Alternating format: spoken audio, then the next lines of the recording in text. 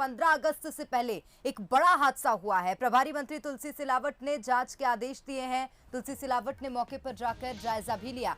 Crane पलटने से 3 निगम कर्मचारी की मौत हो गई, वहीं एक घायल हुआ है।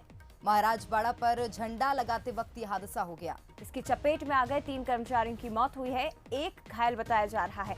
इस पूरे घटनाक्रम के बाद निगम कर्मियों में खासा आक्रोश भी देखने को मिल रहा है। लापरवाही का आरोप लगाया जा रहा है और इन निगम कर्मियों का कहना है कि अनट्रेन्ड कर्मियों को यहां पर ट्रेन पर खड़ा किया गया, झंडा लगाने के लिए पहुंचाया गया, जिसके चलते ये हादसा हुआ है। घटना के बाद प्रभारी मंत्री तुलसी सिलावट भी मौके पर पहुंचे, घटना का जायजा लिया, घटनास्थल पहुंचे और उसके बाद जांच के भी आदेश दे दिए गए हैं।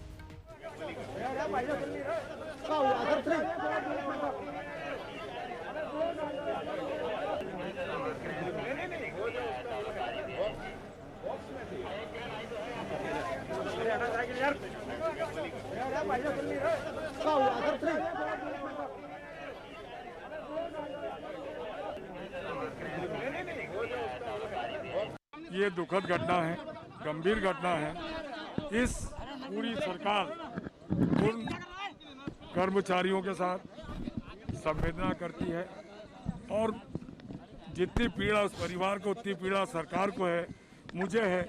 मैं स्वयं आगे अभी अस्पताल जा रहा हूँ, इसकी विस्तृत जांच की जाएगी।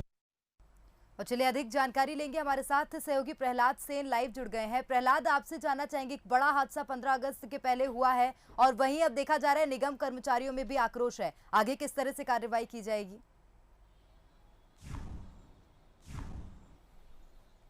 बिल्कुल, आज सुबह बड़ा हादसा हुआ है और ऐतिहासिक बिल्डिंग है ये। इसमें पोस्ट ऑफिस है और पासपोर्ट का भी ऑफिस है, लेकिन स्मार्ट सिटी प्रोजेक्ट में ये बिल्डिंग शामिल है और यहाँ पर प्रतिवर्ष झंडा फहराया जाता है और उसी की तैयारियों में नगर निगम के कर्मचारी जुटे हुए थे।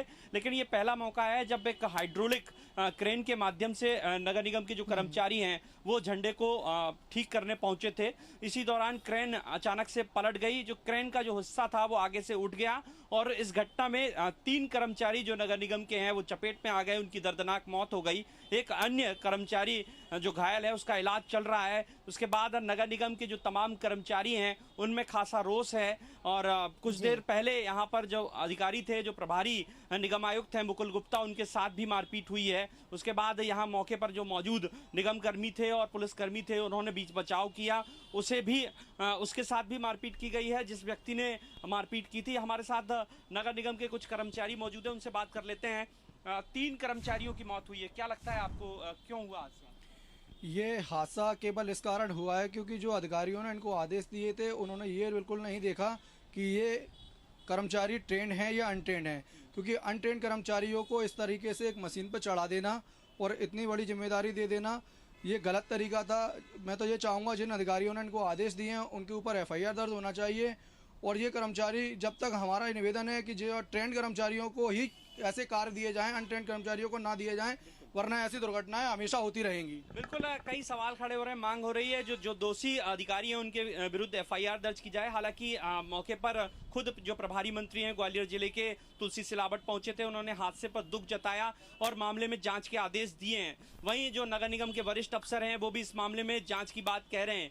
लेकिन जिस तरीके से हादसा हुआ है अपने आप में कई सवाल खड़े करता है कि हर वर्ष यहाँ पर झंडा लगाया जाता है, लेकिन पहले कभी इस तरीके की इतनी बड़ी क्रेन का इस्तेमाल नहीं हुआ और इस बार ये जो क्रेन आई थी, बताया जा रहा है करोड़ों की लागत से इस करोड़ों रुपए खर्च करके इस क्रेन को खरीदा गया था और उसका इस्तेमाल यहाँ पर झंडा लगाने के लिए किया जा रहा था। तो बड़े सवाल खड़े हो रहे हैं और नगर निगम के जो तमाम जो यूनियन है कर्मचारियों के, वो बड़ी कार्रवाई की मांग कर रहे हैं। बिल्कुल प्रहलाद, लेकिन ऐसे में महत्वपूर्ण सवाल ये भी खड़ा होता है कि जब करोड़ों रुपए लगाकर इस क्रेन को लाया गया तो फिर कर्मचारियों को इसे चलाने की ट्रेनिंग क्यों नहीं दी गई, उन्हें क्यों नहीं ट्रेन किया गया? दूसरा महत्वपूर्ण सवाल ये भी है कि इस तरह के हादसे जब होते हैं तो तमाम जिम्मेदार पहुंचते मौके पर, जांच के आदेश भी दे दिए जाते हैं, लेकिन उसके बाद सब कुछ ठंडे बस्ते में चला जाता है।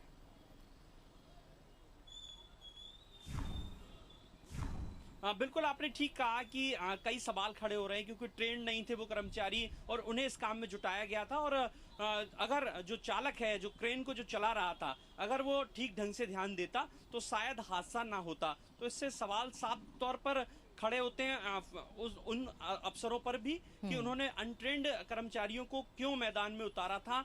यही वजह है कि ये जो दर्दनाक हादसा हुआ है इसको लेकर सभी लोग बड़े सवाल खड़े कर रहे हैं। लेकिन ये बात आपने सही कही कि जो जांच जैसी बातें होती हैं, लेकिन अक्सर जो जांच के मामले हैं वो ठंडे बस्ते में चले जाते हैं। लेकिन इस बार प्रभारी मंत्री खुद मौके पर पहुंचे थे कि जो दोषी कर्मचारी और अधिकारी हैं जिन्होंने इन लोगों को इतनी ऊंचाई पर इस क्रेन के माध्यम से झंडे के लिए चढ़ाया था लगाने के लिए, उन पर एफआईआर होगी या नहीं, ये सवाल वाकई खड़े हो रहे हैं। बिल्कुल, बहुत शुक्रिया आपका प्रहलाद फिलहाल जानकारी के लिए।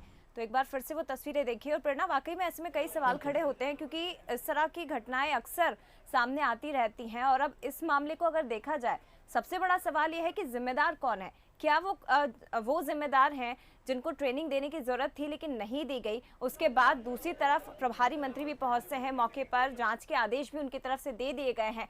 लेकिन ये पूरा मामला तीन परिवार के सदस्य प्रेरणा खत्म हो गए। ठीक है जया, तो ये निश्चित रूप से देखने वाली बात होगी कि जांच के बाद क्या